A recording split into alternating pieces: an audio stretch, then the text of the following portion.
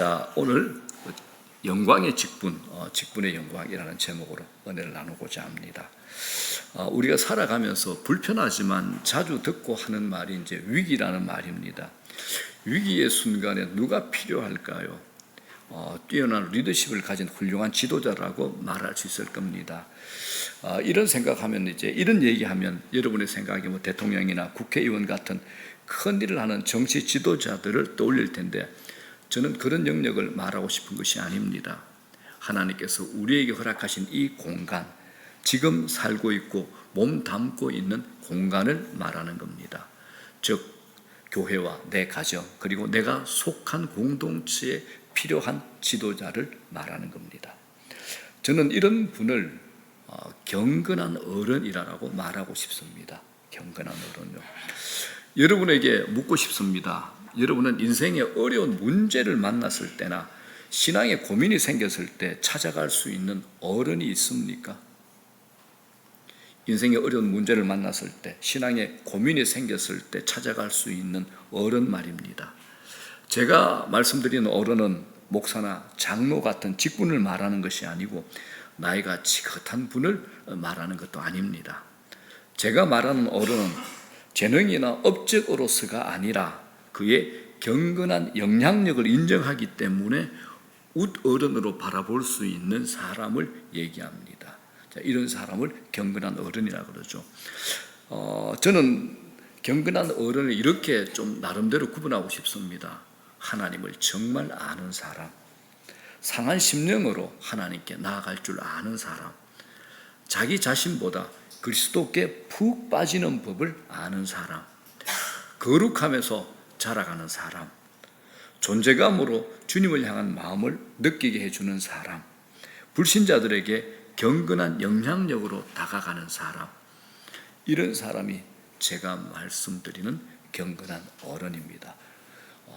이렇게 제가 말씀드리면 여러분들이 다른 사람을 보고 하지 말고 우리 모두 저렇게 돼야 된다는 겁니다. 우리 모두가 저렇게 돼야 됩니다. 하나님을 정말 아는 사람, 상한 심령을 가지고 하나님께 나갈 줄 아는 사람, 자기 자신보다는 예수 그리스도께 푹 빠질 줄 아는 사람, 거룩함 안에서 성장하는 사람, 존재감으로 주님을 향한 마음을 느끼게 해주는 사람, 불신자들에게 경건한 영향력으로 다가가는 사람입니다.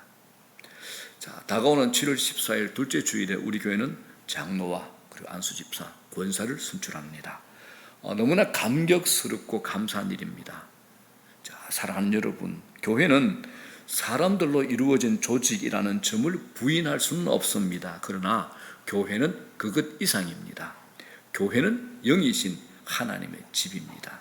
교회는 하나님의 가족입니다. 교회는 그리스도의 살아있는 몸입니다.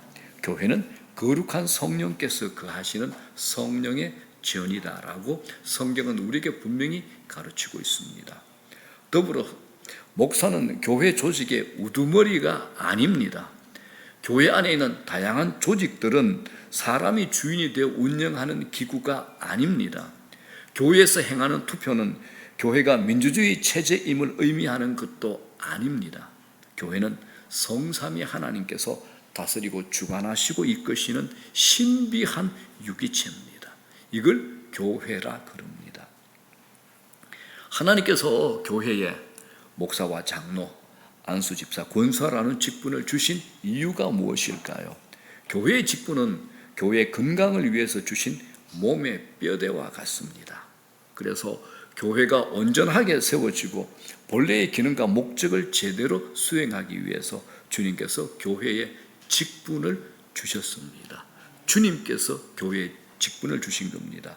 그래서 사도 바울도 직분자를 세우라고 하면서 이렇게 권면합니다. 우리 좀 전에 읽었던 디모데전서 3장 15절 시작. 너로 하여금 하나님의 집에서 어떻게 행하여야 할지를 알게 하려 함이니라고 말합니다. 하나님의 집에서 어떻게 행하여야 할지를 이게 직분자들을 세우며 연결하여 말씀하신 겁니다. 종종 이제 교회 오래 다니는 분들, 또 이제 말씀을 중요하게 여기는 분들 중에 직분을 중요하게 여기지 않는 잘못된 태도를 제가 발견하고 합니다. 직분은 교회가 건강하게 세워지는데 대단히 중요한 요소입니다. 교회는 직분자를 세우는 일을 주님의 말씀을 따라 신중하게 또한 잘 해야 하는 겁니다. 지혜롭고 충성된 직분자들이 많이 세워지면 교회는 그만큼 건강하고 튼튼해지는 겁니다. 자, 물어보겠습니다. 그렇다면 이 직분을 세우는 것, 장로다, 안수집사다, 권사다, 이 직분을 세우는 것, 사람들이 이제 교회가 만들어지고 교회가 세워지면서 시간이 흐르면서 사람들이 만든 것일까요? 어떻습니까? 여러분들의 생각은 어떻습니까? 아닙니다. 이 직분은 사람이 고안해서 만들어낸 것이 아니라 교회의 머리 되신 주님께서 친히 제정하여 주신 것입니다. 이 직분은 주님께서 친히 제정하신 겁니다. 보통 교회에 이제 항존직이라고 말하는 직분이 있습니다. 이제 목사와 장로, 그리고 안수집사와 권사입니다. 항존직이란 말은 이제 종신직이다 이런 의미가 아닙니다. 교회가 있는 동안에 항상 존재하는 직분, 이게 이제 항존직입니다. 주님께서 이 직분을 친히 명하셨기 때문에 그렇습니다. 자, 항존직이 이제 목사, 여러분 장로, 안수집사는 그때 이제 저희 교회에서도 이제 행사를 할 때 보게 되면 저희 노회에 있는 목사님 한 10분 가량이 오셔가지고 장로님, 안수집사님 이제 친히 다 안수하여 세웁니다. 자, 그런데 이제 하나 생각할 문제가 있습니다. 권사라는 직분입니다. 권사라는 직분은 성경에 나오지 않습니다. 그렇다면 이 직분은 어디서 유래됐으며 직무가 무엇일까요? 자, 이 직분이 성경에 없기 때문에 교회 헌법이 뭐라고 규정하는지 먼저 살펴보는 것이 유익할 것 같습니다. 교회 헌법들이 대부분 비슷합니다. 우리 백석교단뿐만 아니라 대한예수교 장로회 통합 합동 거의 비슷한데 저희 백석총회 교회 헌법 3권 4장 27조에서 이거 미안합니다. 이거 끄집어내가지고 권사의 직무와 권한에 대해서 이렇게 명시하고 있습니다. 권사는 당회의 지도 아래 신자들을 신방하되 특히 병자와 궁핍한 자, 환난 당한 자, 시험 중에 있는 자와 연약한 자를 위로하고 격려하며 교회의 덕을 세우기 위해서 힘쓴다라고 권사의 직무와 권한에 대해서 교회 헌법은 이렇게 명시하고 있습니다.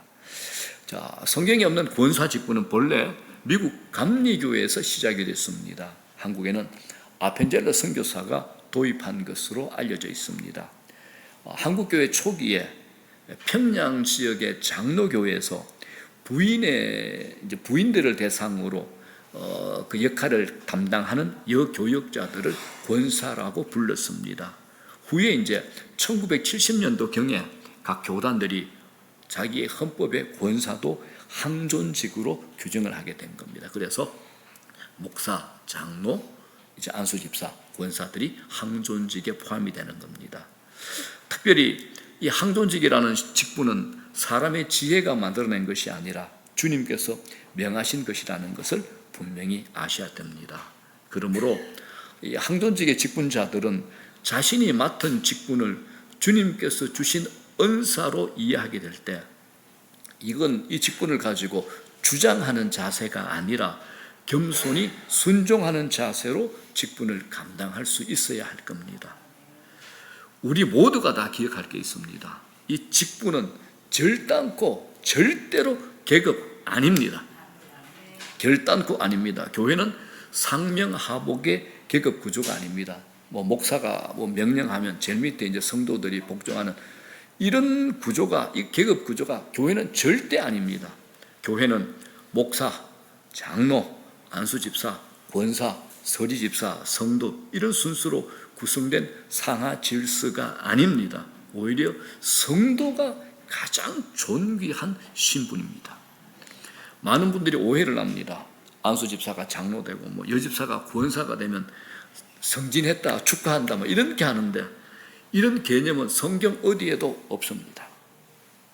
은사에 따라 어떤 분은 장로로, 어떤 분은 안수집사로, 어떤 분은 권사로 세움을 받는 겁니다. 직분은 절대로 계급이나 권력은 아닙니다. 그래서 제게는 경건한 어른들에 대한 소망이 있습니다. 경건한 어른들이 계시는 교회에 대한 꿈이 있습니다. 신앙의 본이 되어주고 한 발 앞서서 우리를 이끌어줄 경건한 어른의 존재는 분명히 있습니다. 교회는 이런 사람들을 필요로 합니다. 자, 그렇다면 이 대한민국 교회에 왜 경건한 어른들이 적을까요? 왜 오랜 세월 교회에서 신앙생활을 하는 사람들 안에서 선하신 하나님의 성품을 반영하는 사람들이 적은 것일까요? 경건한 어른들이 적은 이유는 단 하나입니다. 하나님의 선하심을 알지 못하고 맛보지 못하는 삶 때문입니다. 하나님을 경험하는 삶이 부족해서 그렇다라는 겁니다. 변화는 안에서부터 밖으로 일어나는 겁니다. 경건한 어른이 되어가는 분은 오직 성경이 가르치는 선하신 하나님께 초점을 맞추고 사는 사람입니다. 그래서 오늘 말씀은 경건한 어른이 될 뻔했지만 되지 못한 사람 누굴까요? 사울왕. 그러면 또 한 사람이 있죠. 아무도 주목하지 않았고 별것 아닌 촌구석 목동 소년이 하나님께로부터 내 마음에 합한 자라는 칭찬을 받게 된 경건한 어른의 대표적 인물 다윗의 이야기로 은혜를 나눠보고자 합니다. 자, 먼저 사울왕을 보겠습니다. 사울은 왕이 되기 전의 모습과 왕이 된 후 권력을 거머쥔 때는 전혀 다른 사람입니다. 자연인 사울은, 왕이 되기 전에 사울은 모습조차도 멋졌습니다. 준수한 외모, 키는 다른 사람들에 비해서 어깨 위에는 더한 기럭지를 가진 효자였습니다. 자, 사무엘상 9장 2절 볼게요. 자, 시작. 기스에게 아들이 있으니 그의 이름은 사울이요 준수한 소년이라. 이스라엘 자손 중에 그보다 더 준수한 자가 없고 키는 모든 백성보다 어깨 위만큼 더 컸더라. 멋지죠. 아이돌입니다. 이렇게 좋은 비주얼을 가지고 사울은 사람들 앞에 나서는 것조차도 부끄러워하던 사울은 겸손한 사람이었습니다. 이때까지 이스라엘에는 왕이 없었어요. 당시 최고의 지도자 사무엘은 나이가 들어서 늙었습니다. 그래서 자기 아들들을 자기 뒤를 이은 사사로 세웠는데 이 아들들이 개판을 친 겁니다. 엉망진창이었습니다. 자, 8장 3절 보겠습니다. 시작. 그의 아들들이 자기 아버지의 행위를 따르지 아니하고 이익을 따라 뇌물을 받고 판결을 굽게 합니다. 사무엘도 자식 농사는 망친 겁니다. 사무엘이 자식들을 후계자로 사사로 세웠더니 자기처럼 하나님을 섬기면서 경건한 삶을 산 것이 아니라 돈벌이에만 정신이 팔려가지고 뇌물을 받고서 치우친 재판을 했다라는 겁니다. 그래서 백성들이 환멸을 느끼면서 이대로는 안 되겠다 생각을 가지고 왕을 세워야 되겠다고 마음을 먹게 되죠. 그래서 장로들하고 사무엘이 라마라는 곳에서 정상회담을 하게 됩니다. 그 회담의 내용이 이렇습니다. 자, 8장 5절 시작.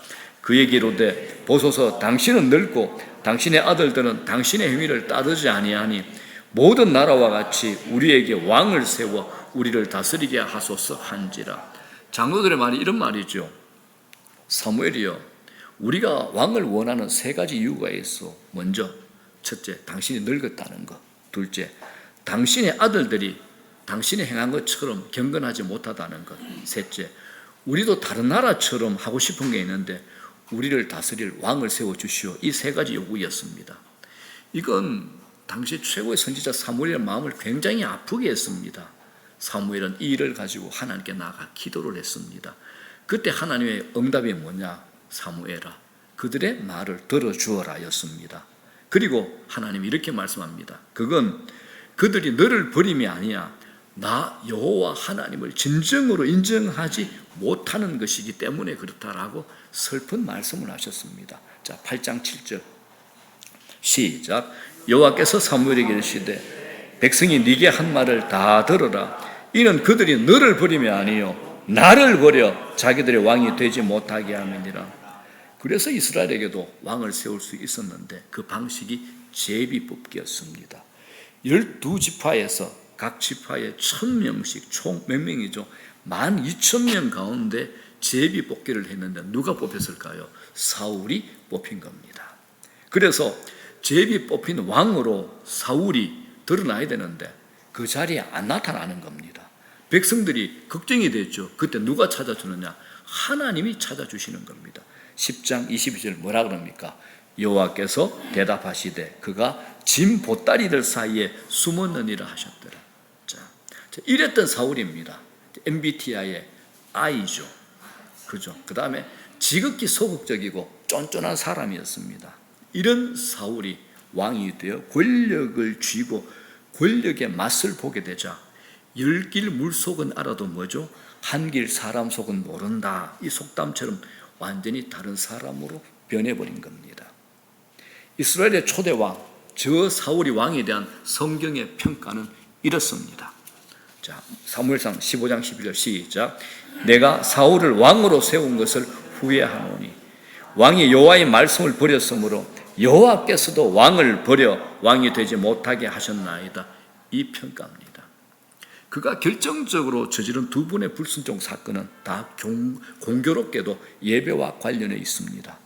그는 블레셋과의 전투에서 그리고 아말렉과의 전투에서 만족할 만한 대성을 거둡니다. 그런데 문제는 승리가 아니었습니다. 블레셋과 싸울 때 사울은 군인들을 단결시키고 사기를 진작시키기 위해서 자기가 제사를 드려버린 겁니다. 당시 지금부터 고대니까 하나님께 제사는 제사장 사무엘만 드릴 수 있는데 자기가 제사를 드려버린 겁니다. 그리고 아말렉과 전투할 때 하나님은 그들을 누구라도 남기지 말고 다 죽여 우상이 들어오지 못하도록 해라라고 명령하셨는데 그는 아말렉 왕 아각을 살려두고 좋은 짐승들도 남기는 겁니다. 이유는 이렇게 말합니다. 짐승들을 하나님께 제사 드리기 위함이라고 변명을 했습니다. 그런데 사실은 사울이 하나님을 생각하는 것 같지만 두 경우 모두 그는 사람들을 하나님보다 더 의식했고 우선했던 겁니다. 사울에 대한 이야기 중에 가장 비극적인 것은 그가 자신의 죄와 허물을 온전히 회개한 적이 한 번도 없다라는 겁니다. 사울의 가장 큰 관심사가 뭐냐? 사람들 앞에서 자신이 어떻게 보일까? 사람들 앞에서 내가 어떻게 보일까는 자신의 이미지뿐이었습니다. 그래서 하나님께서 이 사울을 버리신 겁니다. 자, 사랑하는 여러분, 누군가의 마음에 든다는 것은 참 흐뭇하고 기분 좋은 일입니다. 반대로 마음에 들지 않으면 어떻겠습니까? 괴로움이 생기는 것이죠. 그런데 그분이 하나님이실 때야 어떻겠습니까? 하나님의 마음에 든다는 것은 우리 인생의 성공과 실패를 가늠할 평가가 됩니다. 이 세상에 살면서 수많은 사람의 마음에 들게 살았다고 하더라도 하나님 마음에 들지 않으면 소용없는 일이 되고 맙니다. 그런데 이 사울의 뒤를 이은 다윗이라는 인물에 대한 성경의 한 줄 평가가 뭡니까? 그는 하나님 마음에 든 사람이었다라는 겁니다. 이게 다윗의 한 줄 평가입니다. 그렇다면 이 사울 왕과 다윗의 차이가 도대체 무엇일까요? 어떤 차이가 있었기에 하나님께서 사울을 버리고 다윗을 택했을까요? 사무엘상 13장 14절을 보면 사울 왕이 하나님으로부터 퇴출당할 때 사무엘 선지자가 이런 말을 합니다. 다 같이 시작. 여호와께서 그 마음에 맞는 사람을 구하여. 그 마음에 맞는 사람을 구하여. 우리는 이 말에 전부 기가 죽습니다. 다윗에게 내려졌던 하나님 마음에 합한 자라는 선입견 때문에 나는 도저히 따라갈 수 없고 그래서 쳐다만 볼 수밖에 없는 꿈이 되어버렸습니다. 자, 그렇다면 이 하나님 마음에 든 사람, 하나님 마음에 든 사람, 이걸 우리가 어떻게 이해해야 될까요? 하나님 마음에 든다는 게 도대체 뭐야? 라고 할 때 저는 이렇게 정리하고 싶습니다. 모든 상황 속에서 하나님께 순종하는 방향으로 기울어지는 겁니다. 하나님께 순종입니다. 이건 하나님에게도 중요한 것이 내게도 중요한 것이 되는 것을 말합니다. 하나님께는 중요한데 내게 하찮게 여기는 그런 삶을 우리가 너무나 많이 살고 있지 않습니까? 하나님께 중요한 것이 내게도 중요한 게 되는 겁니다. 하나님의 마음을 무겁게 하는 것이 나의 마음도 무겁게 해야 되는 것을 말합니다. 이게 잘못되어서 나는 네가 달라지길 바란다라고 하실 때 그것을 받아들이는 것을 말합니다. 여러분, 사람의 마음이란 상황에 따라서 흔들리기도 합니다. 그러나 결국은 하나님께서 기뻐하시는 방향으로 흘러가는 것, 이게 바로 하나님 마음에 드는 사람의 특징이라는 겁니다. 하나님의 평가 기준은 마음입니다. 사무엘이 이새의 집 8아들들을 보았을 때 제일 먼저 장남 누굽니까? 엘리압을 보고 사무엘이 이런 생각을 했죠. 참 잘생겼다, 멋지다. 하나님께서 기름 부으실 사람이 바로 이 사람이구나 했지만 엘리압이 아니었잖아요. 선지자 사무엘이 보았던 게 뭡니까? 눈으로 보이는 용모, 신장이었습니다. 그러니까 하나님이 사무엘이 뭐라고 하십니까? 다 같이 시작. 그의 용모와 키를 보지 말라. 내가 이미 그를 버렸노라. 내가 보는 것은 사람과 같이 아니하니 사람은 외모를 보거니와 나 여호와는 중심을 보느니라. 아멘. 사람은 외모를 보거니와 나 여호와는 중심, 마음을 보신다는 겁니다. 사람의 평가 기준은 용모와 신장입니다. 여기서 용모와 키가 의미하는 것은 인간이 자신을 내세울 수 있는 모든 장점들을 말하는 겁니다. 공부 많이 했다, 더 성공했다, 더 돈 많이 벌었다, 더 유명하다라는 것들입니다. 우리는 이런 사회적, 세상적, 인간적 기준들을 중요하게 여기고 살아갑니다. 그러나 하나님의 평가 기준은 사람들과 다르다라는 겁니다. 하나님은 우리 마음을 보십니다. 우리 마음을 보십니다. 이 말의 마음은, 이 말의 그 의미는 마음에 자물쇠가 채워진 골방이 없다라는 겁니다. 여러분들 마음 속에 주님 계시죠? 그런데 주님께서 노크하는 골방이 없나요? 주님에게조차도 열어놓지 않는, 나만의 열쇠를 잠궈놓고 주님께도 열어놓지 않고 초청하지 않은 그 골방 말입니다. 은밀한 골방 말입니다. 그 골방이 없습니까, 여러분? 하나님께서 들어가시고자 할 때 언제든지 주님 들어오십시오라고 하는 그런 마음으로 여러분들 준비가 되어 있습니까?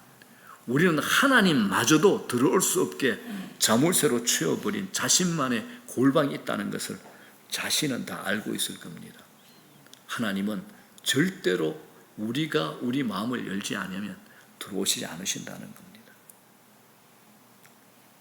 여러분 한번 잘 생각해 보시기 바랍니다. 주님은 주님조차도 들어올 수 없도록 문을 잠궈버린 나만의 골방이 없는지 말입니다. 하나님께서 다윗을 마음에 든 사람이라고 말씀하실 때 하나님께서 보신 것은 다윗의 마음이지 외적 조건들이 아니었습니다. 그러나 단지 이런 수준에서 성경은 모든 것을 다 설명하지 않습니다. 주님께서 말씀하신 마태복음의 8복 아시죠? 첫 번째 복이 뭡니까? 심령이 가난한 자는 복이 있나니 천국이 저희 것이며 라고 하셨습니다. 마음을 제일 먼저 말씀하신 겁니다. 그 마음은 가난한 마음이죠. 이 가난한 마음이 어떤 마음일까요? 하나님을 필요로 하는 마음입니다. 성경이 말하는 가난한 마음은 하나님을 필요로 하는 마음입니다. 우리 모두는 하나님을 필요로 합니다. 그런데 그 동기는 다양하죠. 성공을 얻기 위해서 하나님을 필요로 할 수 있습니다. 그러나 여기서 주님이 말씀하시는 가난한 마음은 성공을 위해서가 아니라 하나님 때문에 하나님이 필요한 마음이다라고 할 수 있는 겁니다. 그래서 다윗은 시편에 수많은 그의 기도와 고백을 통해서 가난한 마음이 무엇인지를 우리에게 보여줍니다. 시편 42편 1절에 뭐라 그럽니까? 하나님이여 사슴이 시냇물을 찾기에 갈급한 같이 내 영혼을 주를 찾기에 갈급하나이다. 광야에서 목이 말라 시냇물을 찾는 사슴 상상해 보십시오. 이리저리 팍팍 뛰어다니는 그 사슴, 그런 사슴처럼 내 영혼이 주를 찾기에 갈급하나이다라고 고백합니다. 이것뿐만이 아니죠. 무수하게 많은 시편의 그의 고백과 기도들은 다윗이 가난한 마음이었다는 것을 보여주는 증거가 됩니다. 그는 하나님 자신이 목자이기에 아무 부족함이 없다고 너무나 만족스럽다라고 고백을 합니다. 그는 하나님 한 분이면 충분하다고 했습니다. 이것을 아는 마음이 바로 가난한 마음입니다. 여러분, 부유한 마음은 하나님을 그다지 필요로 하지 않습니다. 하나님이 계시면 좋겠지만 없어도 그다지 문제될 것 없다, 이런 태도로 살아가는 것 말합니다. 그런데 하나님은 다윗에게서 가난한 마음을 발견하셨습니다. 아무리 다윗이 숨겨져 있다 하더라도 하나님께서 다윗을 아셨고 그의 마음을 보셨고 다윗을 찾아내셨습니다. 사랑하는 여러분, 우리의 마음 나만이 알고 있을까요? 그렇지 않습니다. 우리의 마음도 언제나 거룩하신 하나님의 눈동자 앞에 노출되어 있습니다. 하나님께 숨겨진 마음은 존재하지 않습니다. 우리가 사람들 마음에 드는 사람이 될 수는 있습니다. 그러나 하나님 마음에 드는 것은 또 다른 문제입니다. 하나님 마음에 드는 것은 모든 상황 속에서 하나님께 순종하는 방향으로 기울어지는 겁니다. 하나님은 그 마음 중심을 보십니다. 하나님의 마음에 들어 하시는 마음은 가난한 마음입니다. 하나님 때문에 하나님을 필요로 하고 하나님을 갈망하는 마음, 이게 가난한 마음입니다. 다윗이 하나님 마음에 든 것은 바로 이것입니다. 그는 하나님을 향한 욕구를 끊임없이 분출하고 살았습니다. 시로, 그리고 노래로, 기도로 쉼 없이 모든 상황 속에서 그는 하나님을 향한 갈망을 쏟아냈던 겁니다. 사랑하는 여러분, 언제나 우리의 문제는 마음입니다. 우리는 인생의 외적 조건들을 만드는데 얼마나 많은 시간과 에너지를 투자하고 살아갑니까? 우리가 추구하는 이상형은 너무나 사울의 모습에 가깝지 않습니까? 우리가 추구하는 이상형 인간은 다윗이라기보다는 사울에 가까울 겁니다. 축복을 가로막고 내 영성을 깨뜨리고 영적 실패로 끌고 가는 모든 요인이 사울 안에 있습니다. 그런데 우리 마음 안에 이런 사울적 요소가 너무 많다라는 사실입니다. 남들보다는 머리 하나가 더 큰 키, 멋진 비주얼, 그리고 사람들의 마음을 알아서 그 마음을 잘 맞춰줄 줄 아는 지도자. 인간적 관점에서 그는 괜찮은 지도자일지도 모릅니다.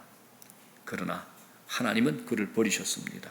하나님 마음에 드는 한 사람을 찾아봅니다. 그 마음, 다윗에게서 하나님이 보신 것은 마음이었습니다. 문제는 마음이죠. 우리들이 지금 어느 자리에 있든지 사람의 관점에서 얼마나 성공을 거두었든지 혹은 그렇지 못하든지 중요한 것은 마음이라는 사실을 기억하시기 바랍니다.